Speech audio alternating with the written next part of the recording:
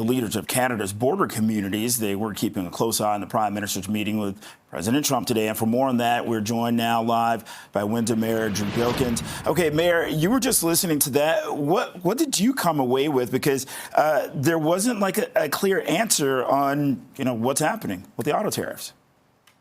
Well, listen, I didn't expect the Prime Minister to go to the White House and figure out the Da Vinci Code that's Donald Trump in the first meeting. This was about just meeting one another, starting a conversation, getting the teams together. And at the end of the day, this is going to be resolved diplomatically. There's going to be a number, the level 2, the level 3, the level 4 people all doing the work that's required to bring something back that makes sense for both parties. And so, it's a little hard to watch the president be disrespectful. And he was, I think, today to Prime Minister Carney. It started off cordially, but then it was just a whipsaw of takeover of its media, as he usually does.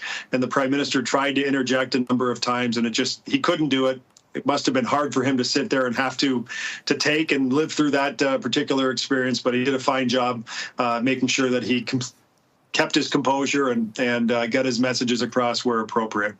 And also, Mayor, when it comes to those auto tariffs, Carney said, reiterating the strategic position of U.S.-Canada, that relationship versus other players, Canadian workers and industry all play an important role in enhancing the position of U.S. auto companies. And they're going to continue to focus on that. What is your reaction?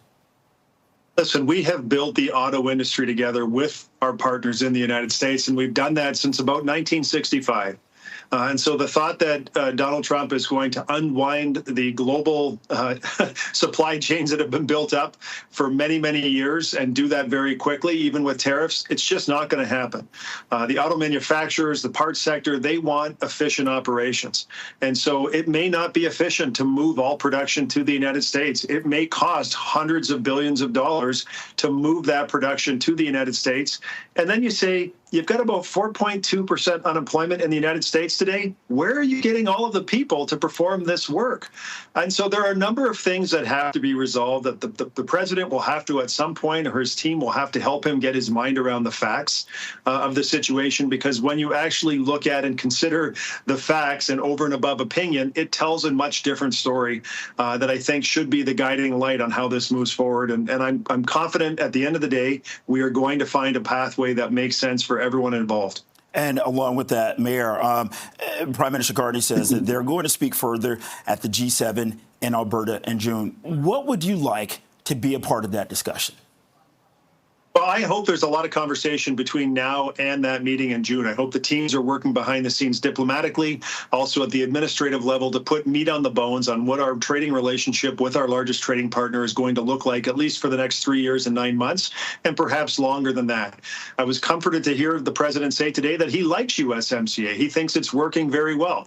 And if there are ways to repackage some of the points of friction within that agreement that allow us to move forward and create a tariff-free and a duty-free environment for Mexico, for Canada, for the United States that allows us to continue to build our economies, I think that will be really important. At the end of the day, what I'd like some acknowledgement, at least behind the scenes, is what the facts of the situation are. So to hear the president continue to put forward information that we know is factually untrue, I think those of us here who have a sense of what the stats look like and what the numbers truly are just shaking our heads saying someone's got to make sense or help this man make sense of the situation so that we can figure out what that pathway, that trading pathway looks like with our best friend and our largest trading partner moving forward. All right. Windsor Mayor Drew Dilkens, thanks a lot for your time. Thank you.